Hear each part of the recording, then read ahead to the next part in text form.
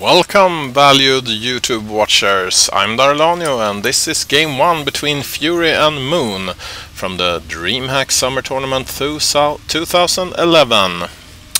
We are watching Fury building his base here in the upper left corner of Shakuras Plateau.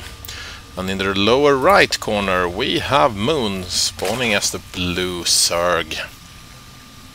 Moon is trying to find the location of Fury's base with his overlord, moving out to the west. The east.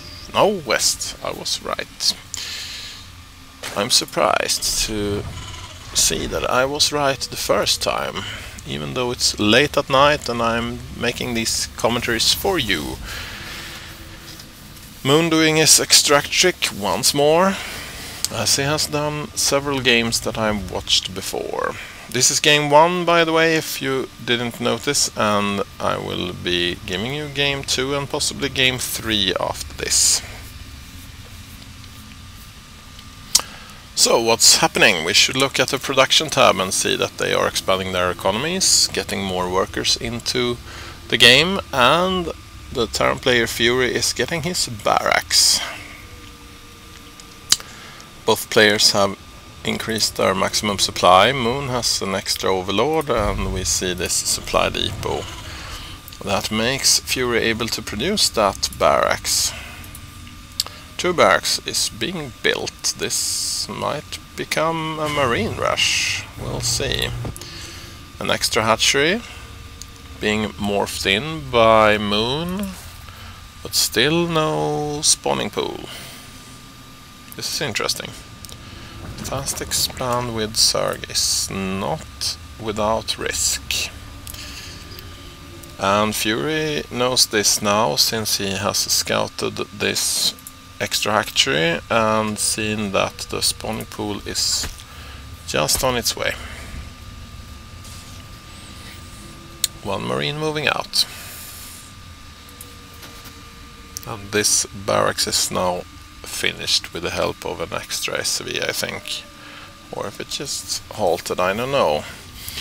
1 drone being chased out of this base by Fury. And 1 SV, 1 marine moving into the base of this ramp. As we can see, he is building a bunker here. Was that the best location for that bunker? We will see. Not sure.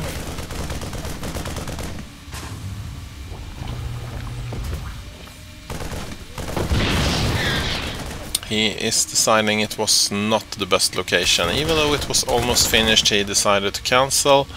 And those Zergling is forcing him to retreat.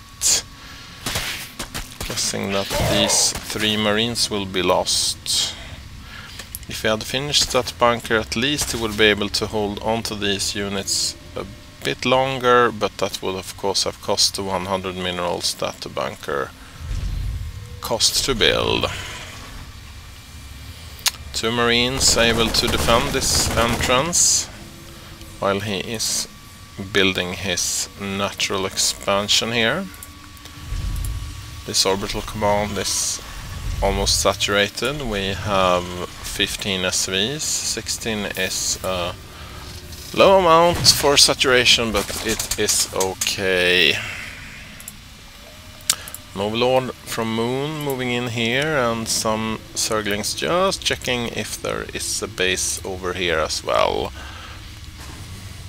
No base here, as this observer was able to see a few moments ago.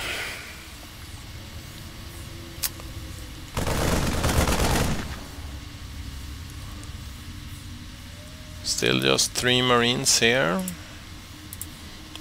but 2 more coming soon. Okay, 3rd base for Moon here, since the Terran is turtling up, you could say.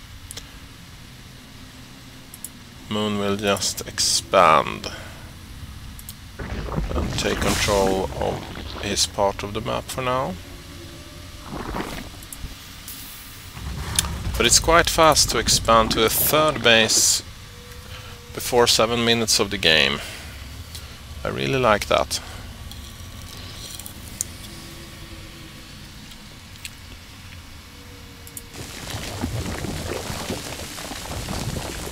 One spine crawler routing at the top of the ramp into the natural expansion of Moon. We have a group of Zerglings here, ready to attack at the command of Moon. One Zergling moving in here to see that this ramp is still blocked by the 3 barracks. And Fury is building a second bunker.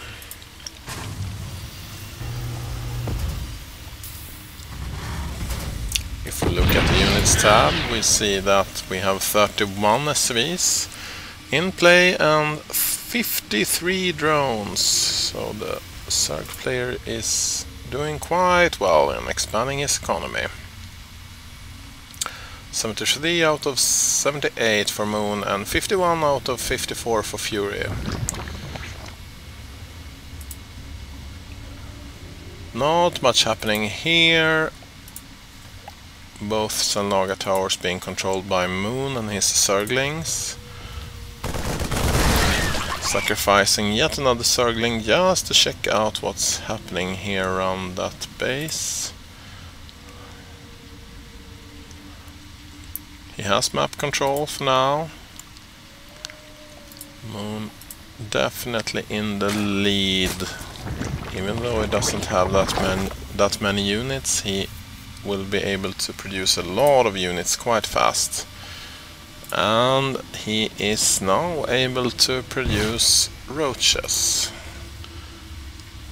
He already has some roaches here in the field, and we see the creep starting to spread.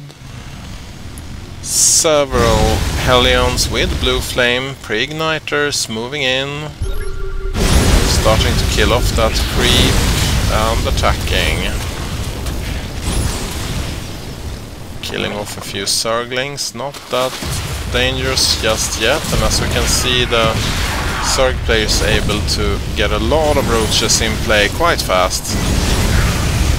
These Hellions are in a very tight spot right now and will be killed off by these roaches and the queen. 2 of them, no, 0 of them still alive, so they have been wiped out. And that didn't cost the Zerg player too much. He is at 3 bases and able to produce a lot of units quite fast. As we can see, he's still in the lead in the worker department. And researching burrow among many other things. We see concussive shells and steam packs being researched for the turn player as he moves in a command center and forms a planetary fortress on his 3rd base. So the Terran is keeping up with Moon. Really good, really good. I like this. Will Moon be taking a 4th base soon? He needs to if he wants to stay in the lead. 2 Tors being produced by these 3 factories. There they are. And now siege tanks.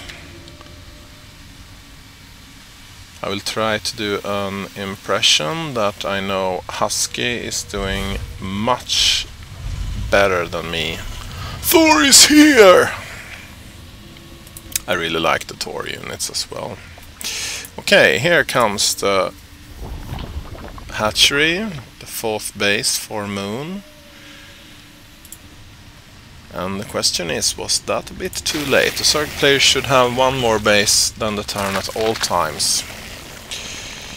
Not really all times, of course. The first few minutes of the game he can't have that because both players are at 1 base, but Zerg needs to strive for that to be able to keep in the lead and keep his economy up. His units are very fragile, he gets killed quite easily, and therefore he needs several bases to be able to get more units into the game every time he loses a few of them. The Terran player is moving into the center of the map, scanning and checking for burrowed banelings. These overlords filled with banelings are moving over to this part of the map where the Terran player has his main base. With what will happen here? I have my guess. Banelings are being dropped from the overlord and several SCVs get killed. Here comes the other overlord, and of course the same thing happens here. All 4 banelings being dropped before the overlord goes down, and this turret is in need of repair. This overlord actually survived this attack, able to take out that turret. There, the turret goes down.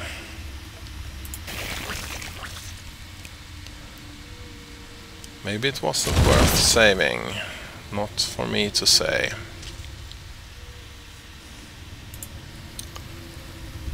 This 4th base of Moon is getting saturated quite fast. 16 minutes into the game and he has already started on his 5th hatchery. This of course no longer being a hatchery, this is a lair. Planetary Fortress, the 3rd base of Fury. He needs 1 more base now to be able to keep up his economy with Moon. But maybe it's time for that Terran push. He needs more units for that, maybe.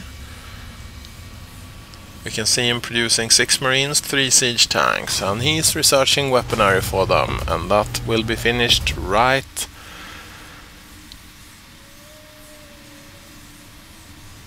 now. So it's time for that push.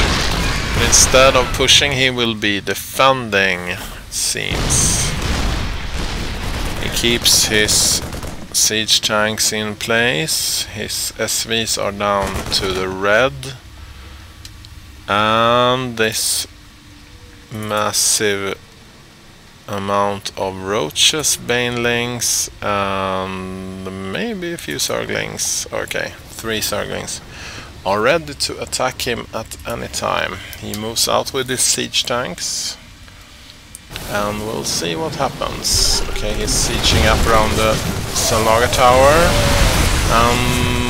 It seems like the Zerg is going to...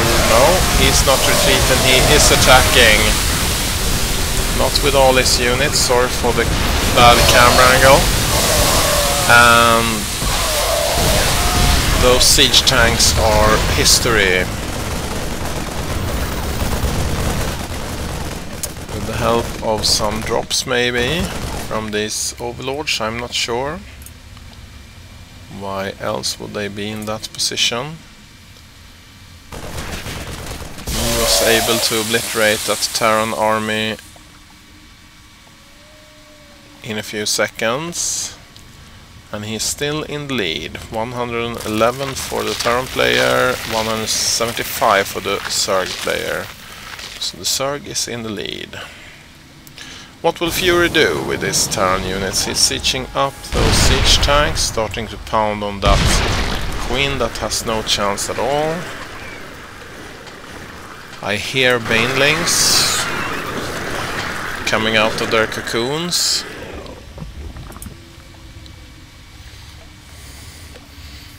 We also see that the spire has been finished for the Zerg player, since he is researching level 2 Zerg flyer attacks.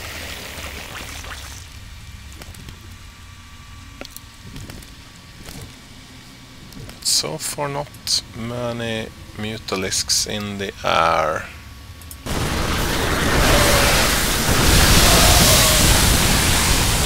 He's probably preparing for that air battle while holding off this attack. There comes the Mutalisks. I didn't see them before. And Fury says GG before I even realized that this game is over. Moon is in the lead with 1-0 and we will move on to game 2. Stay tuned, thanks for watching, bye.